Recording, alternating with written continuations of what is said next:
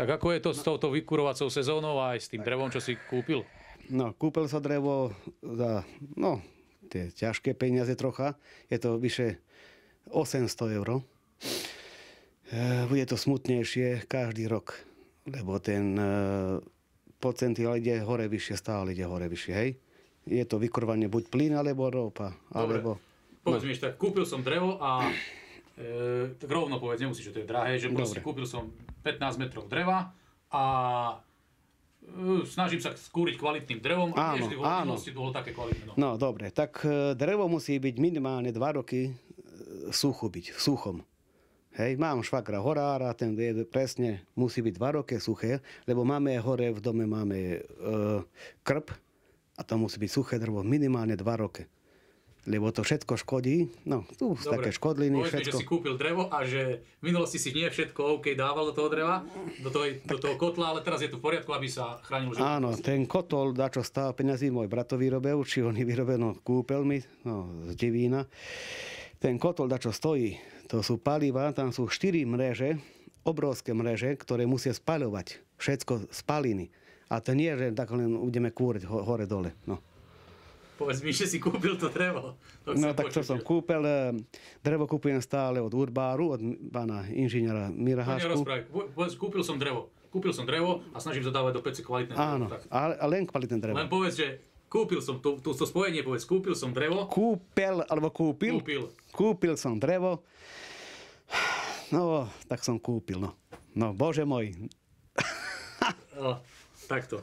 Povieš, že kúpil som drevo a snažím sa kúriť kvalitným drevom. Áno. Nie tak ako v minulosti, nie vždy som dával. Dobre.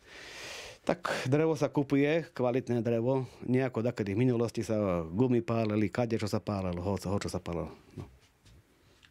Dobre. Dobre, koľko si kúpil toho dreva? Je to 18 metrov. A to ti vyjde? Do apríla vyjde, do apríla. Tak...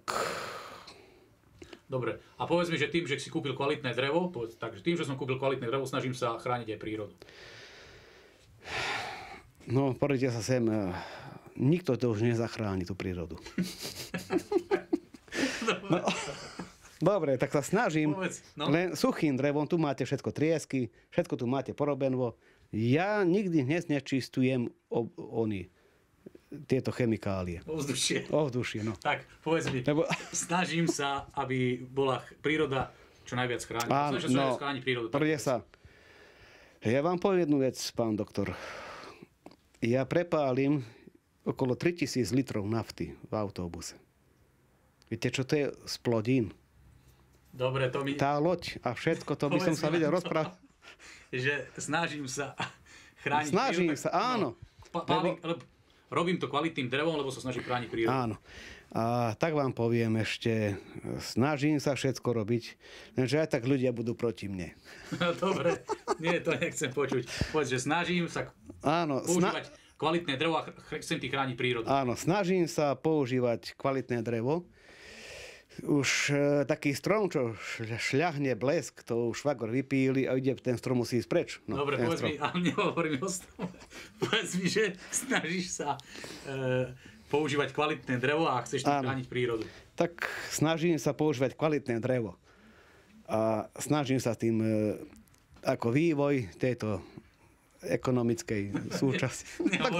Snažím sa chrániť prírodu, nie ekonomiku. Dobre, tak sa snažím tú prírodu chrániť. Povedz to celou vetou. Používam kvalitné drevo a preto sa snažím chrániť prírodu. Používam kvalitné drevo, veľmi kvalitné, suché, až 2 roky a snažím sa tú prírodu chrániť. Dobre, to som chcel počuť. Stačí mi. V poriadku. To hodnotíš vlastne, že tu tento región je stále zaostalý a ty si áno, je to zaostalosť, strašná zaostalosť. Ja tých ľudí ľutujem, že si nevedia robotu nájsť a veľa ľudí chodí za mňou. Nebudem teraz rozprávať hlúposti, aj za vodický preukaz viem vybaviť veľa vecí, ale to sa už nedá. Ľudia tie časy padli. Aj teraz za udru hromy, počuješ to. Je to... Dobre, povedz, že si našiel, teda, ja poviem, že si našiel prácu v zaujímavej zahraničnej firmy, chodíš áno, v je to, ale... Keby som povedal, že keby si zostal tu, je to slabé o peniazoch. Je to slabé v peniazoch. Počkaj, ešte nerozprávaj. je to slabé v peniazoch. Nesmiete mi Nechýb sa. Dobre, No. je to, kto má zárobok 600 eur, 700 eur, to je o ničom. Ľudia z tých peňazí nikto nevyžije. Dobre, ja mám plat aj cez 3000 eur. Ja som iný hráč. Ja mám profesionálnu firmu, pán Galát z Bratislavy a pracujeme v Londýne. Je to silná firma, čo ideme cez G2. Vy to neviete, čo je to. Dobre, ako to hodnotíš, že proste stále po tých rokoch je ten ekonomický vývoj tu v regióne slabý? Ide to veľmi dole vodou. Dole vodou to ide. To už neudrží za chvíľu nikto. Proste mladí nechcú pracovať, idú, každý uteká preč, lenže oni nevedia, kam idú. Chodím po Nemecku, chodím po Anglicku, chodím tam a viete, čo vám poviem? Je to bieda. Tí migranti, všetko, čo sa vystrája a robí sa. Ja to všetko vidím, na vlastné oči to vidím, čo je to tam. Dobre, ďakujem, stačí mi.